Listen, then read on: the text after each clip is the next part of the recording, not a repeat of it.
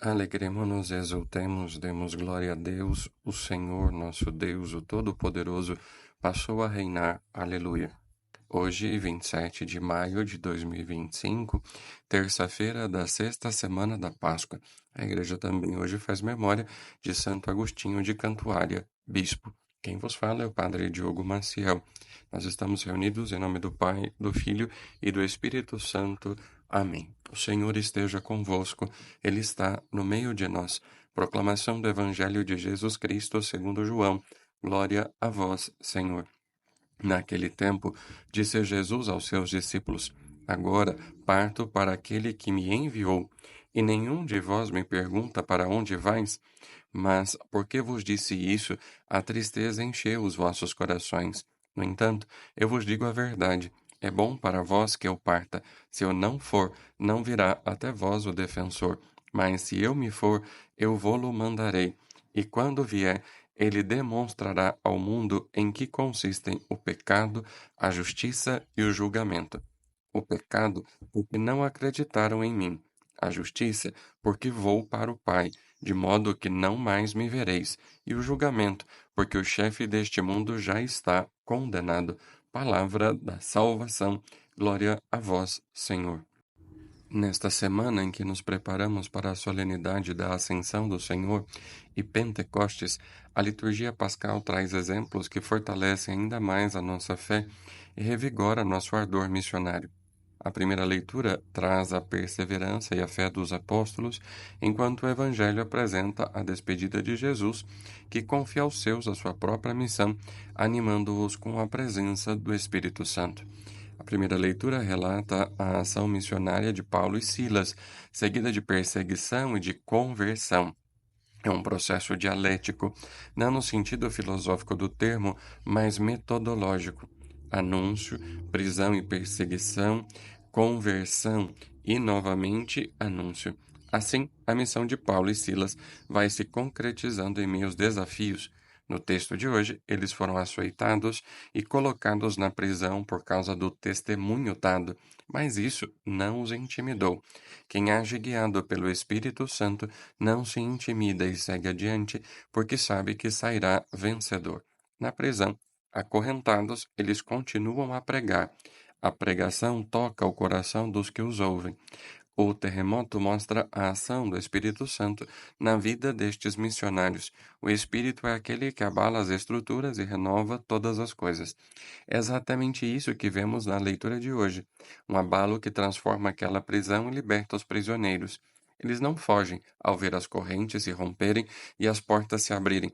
Sabem que o poder de Deus é maior e que não precisarão fugir mais. O abalo não foi apenas estrutural, mas também emocional e espiritual. Abalou também o coração do carcereiro e de todos os que presenciaram aquela situação. Depois disso, há a conversão. Os que antes vigiavam a prisão se tornam agora promotores da vida e da liberdade. É o poder do Espírito Santo, o advogado, o defensor, do qual nos fala o Evangelho de hoje. Com ele, abalamos todas as estruturas que aprisionam e matam. É o Deus da vida, presente na ação libertadora dos discípulos e missionários. No Evangelho, Jesus vai para junto do Pai e envia aquele que será o nosso defensor. Ninguém ousou perguntar para onde ele ia. A fé não nos leva a fazer perguntas sobre os mistérios de Deus, mas a vivenciá-los profundamente, confiando na sua ação libertadora e na sua providência, como confiaram Paulo e Silas.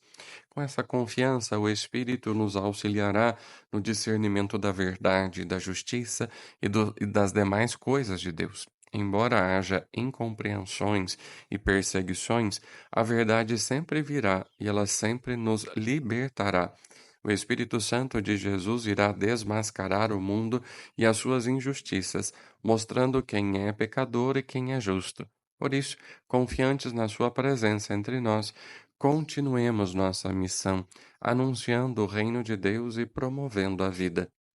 Ao aproximar-se o momento de Jesus retornar aos céus para junto do Pai, ele percebe imensa tristeza estampada no rosto dos discípulos.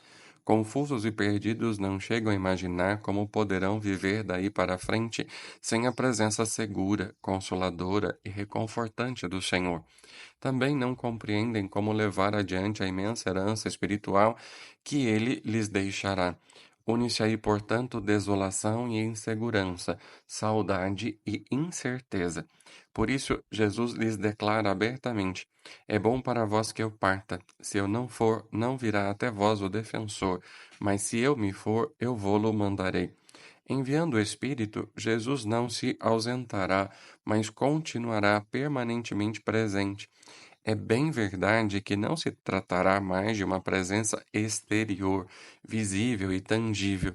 Não obstante isso, será uma presença bem mais profunda e bem mais real do que quando ele se encontrava no meio dos seus aqui na terra. Caberá ao Espírito iluminar os discípulos daí para frente, fortificando-os na fé, esperança e caridade, e fazendo-os compreender quem é Jesus e em que consiste seu plano de salvação. Também tocará o Espírito indicar o modo mais justo de eles conduzirem a Igreja. O mesmo Espírito revelará ainda o pecado do mundo, a razão das palavras do Mestre Jesus terem sido rejeitadas nesta terra e anunciará a derrota definitiva do chefe do mal. Também nós, tantas e tantas vezes, nos vemos sossobrar, porque não somos capazes de perceber a presença do Senhor ao nosso lado. Sentimos-nos oprimidos e impotentes diante da força do mal. E semelhantes aos primeiros discípulos, por ocasião da tempestade no mar, gritamos para que ele se levante e venha nos salvar. Mais uma vez, o Senhor virá em nosso socorro, embora deva nos repetir ainda a antiga admoestação: Homens fracos na fé, por que duvidais? Senhor, fazei-nos compreender que todo aquele que conta com a presença do vosso Espírito está seguro e nenhum mal jamais poderá alcançá-lo. O Senhor esteja convosco, Ele está no meio de nós. Por intercessão de Nossa Senhora Aparecida, de São Sebastião, Santa Teresa de Calcutá e do Beato Donizete Tavares de Lima, desça sobre você e sua família a bênção de Deus Todo-Poderoso, Pai, Filho, Espírito Santo, desça sobre vós e permaneça para sempre. Amém. A você, o meu abraço, a minha bênção e que Deus lhe conceda um ótimo dia.